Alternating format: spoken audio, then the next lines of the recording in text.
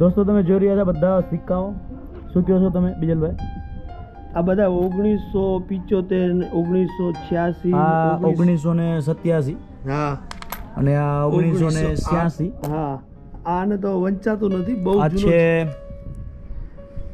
બહુ જૂનો છે 1979 અને એના સિવાયના દોસ્તો આ દેશ વિદેશી ઘણા બધા સિક્કાઓ તમે જોઈ રહ્યા છો જુદી જુદી ડિઝાઇન જુદા જુદા બધા સિક્કાઓ ખરેખર મેં તો જોયા મને મજા આવી ગઈ નવું જાણવા મળ્યું નવું શીખવા મળ્યું આવું આપણા વડીલોની પાસે લગભગ પટારામાં સંગ્રહ હોય આજુબાજુ રહેતા કોઈ વડીલો હોય જૂના પટારા હોય તો એમને કેવું એમની પાસે તો હોય જ કે બા અમને દેખાડો કેમ કે આપણા વડીલોની પાસેની આ બધી જે એમ કહેવાય કે એમની સંગ્રહ કરવાની રીત ભાગ અત્યારે અમે કહીએ ને આઝાદભાઈ હાચવણ છે ને એ બહુ અત્યારે આઝાદભાઈ કહીએ ને કે હવે આપણે શું કરવું આ નાણું કઈ કામનું નથી તો કે પૈસા દે તે આ નાણું નહીં મળે અત્યારે જો તો ખરા દોસ્તો કેટલા બધા સિક્કા હોય એમણે હાચવીને રાખ્યા હું તમને દેખાડું તમે જો પછી એટલે આમ તો એક જાતનું આઝાદભાઈ જુઓ ને તો એક આ તમને કીધું ને કે આ 1906 નો એટલે 104 વર્ષ 100 વર્ષને ઉપર 4 વર્ષ વીત્યા છે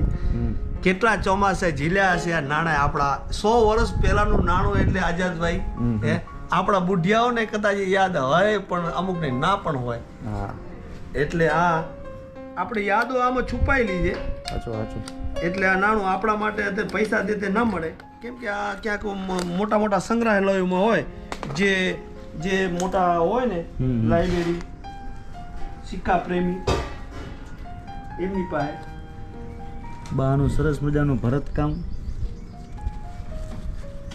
વાહ રાખી દો બધા ડબ્બામાં રાખી દો હતા એમ જ ઓલું કે ને મદારી હવે ખેલ હંકેલે અરે હવે હા હંકેલો જ પડે ને આપણો ખેલ હંકેલી હા પેડા પેડા પેડા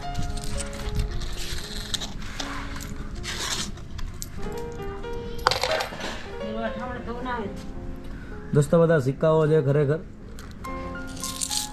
તમે જોઈ રહ્યા છો મેં તો જોયા મને ખરેખર આઝાદભાઈ ભૂલી ગયો તમને બતાવવાની એક સમય એવો હતો કે માણસની પાસે કાંઈ પણ વસ્તુ લેવી હોય ને તો વસ્તુ માટે વસ્તુ આપતા વસ્તુ માટે અને કદાચ 1973 થી પણ પૂર્વેનો આ સિક્કો અલગ છે ને વજન પણ વધારે છે આમાં હવે એને ચોમાસા ગણી તો ખબર નહીં કેટલા પણ એક વસ્તુ તમને યાદ દેવડાવે કે એક સમયે કદાચ 100 વર્ષ પૂર્વે જઈએ ને તો કોઈના ઘરમાં આટલું નાણું હોય તો એ ઘરમાં ક્યાં કે ધાડ પડે કે આમના ઘરમાં તો બહુ પૈસા છે એક સમયે આ નાણું એટલું વેલ્યુ ધરાવતું હશે અત્યારે તો બસ આપણે આમાં આપણી યાદો છુપાયેલી છે એટલે આપણી પાસે પડ્યું છે બા તમે તો આ પાંચાનું તો કેટલું આવતું હશે ને એ ટાઈમે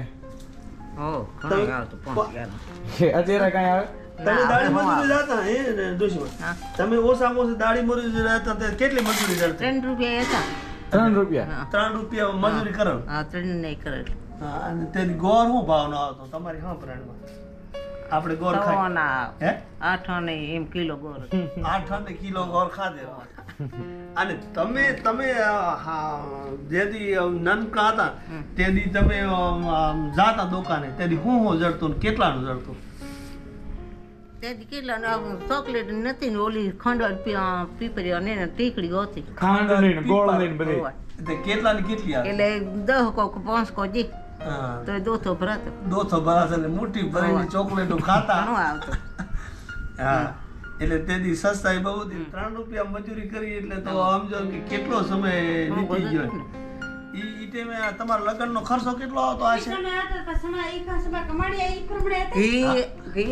ખરીદમાંથી ખાસો ઘી 3 રૂપિયા આપતો હાસો ઘી એટલે ગાય ભેંસનો ઘેટાનો આઝાદભાઈ ચોખ્ખું ઘી 3 રૂપિયા કિલો 3 રૂપિયા કિલો 3 રૂપિયા કિલો અને ઈ ટાઈમે આપણે લગ્નનો ખર્ચો આશરે કેટલો આવી જતો કેટલો આવતો હશે 3-4 હજાર નો મોટ 3-4 હજાર આપણે તેરી તમારે તો જાના ગાડામાં જઈએ છે ગાડામાં તમારે ઢોકળું ના તે જો હું એક માતર ને ખીચડી માતર ને ખીચડી હા ઈ શીરાની પ્રથા નથી ના શીરો નો લાડો ગાંઠિયા અત્યારે કેમ જનરલ હોય હા એવું તો કે હતું જ નહીં ને લાડો અને આઝાદભાઈ મને ખબર છે ત્યાં સુધી માતર હતી ગાડામાં વાતો.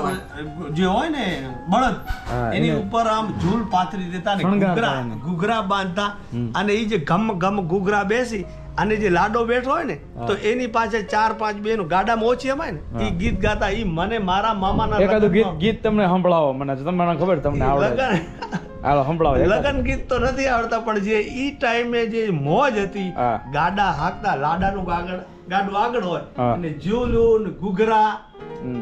આપણે અત્યારે આપણી ભાષામાં કહે ને કે લટકે હાલો ને નંદલાલ હોજી રે તારા લટકાનો નથી પાર કે લટકે હાલો ને વાહ. હા કે લટકે હાલો ને વાહ. ઓછા ખર્ચે તેદી એટલી મોજ હતી. ભલે આજે આપણો ડિજિટલ જમાનો છે પણ આજે આપણે 70 વર્ષ પૂર્વે નજર નાખીએ ને તો આજે આપણને ઈ યાદો આપણે આજે પણ આંખમાં પાણી આવી જાય વાહ. એવી યાદો છુપાયેલી છે.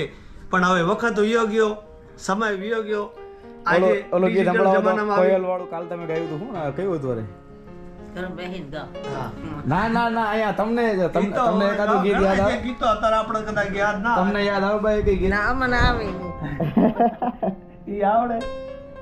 હા ઈ તો કયું હતું? મોર ક્યાં બોલે રે મોર ક્યાં બોલે રે હે મારા હૈડા હારો હાર મારા દલડા લેરા લેર જનાવર જીવતા હાલ્યા રે મોર ક્યાં બોલે. વાહ. દિવાળી બેન ભીલ એ જ્યારે હું નાનો હતો ને રેડિયામાં સાંભળતો ને ત્યારે આંખમાં આંસુ આવી જતા.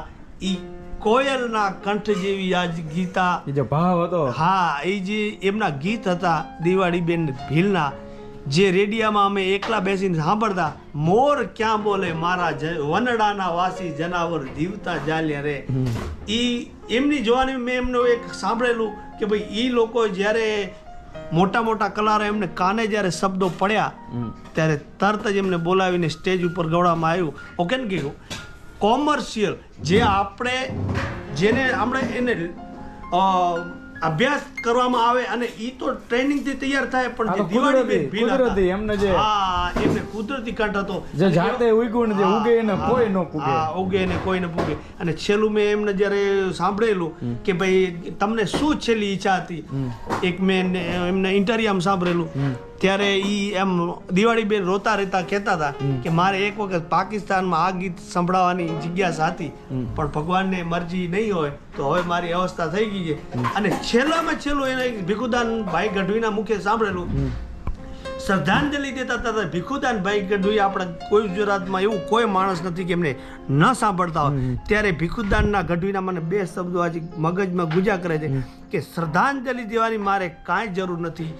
જે માત્ર એ સ્વર્ગવાસને આધીન જ હતા કે એને શ્રદ્ધાંજલિ દેવાની જરૂર નથી. એનો સીધો કનેક્શન સ્વર્ગથી છે કેમ કે એનું જીવન એ ટાઈપનું હતું. એટલે આવા આપણા લોકદાડીના કલાકાર. બા તમે સાંભળ્યા તમે દિવાળી બેન ને જોયેલા આમ જોયા હશે સાંભળ્યા છે કેમ નહીં સાંભળ્યા તો છે ને દિવાળી બેન ના ગીતો કાંઈ હા એને ખબર નહીં હોય કેમ કે એ સંગીત પ્રેમી નથી, એ ભરતના પ્રેમી છે. ભરતના પ્રેમી યા સવારથી સાંજ ભરત ભરત ભરત દોસ્તો તમે જોઈ રહ્યા છો બધી ડિઝાઇન તમે ખાલી જુઓ વાહ ભાઈ વાહ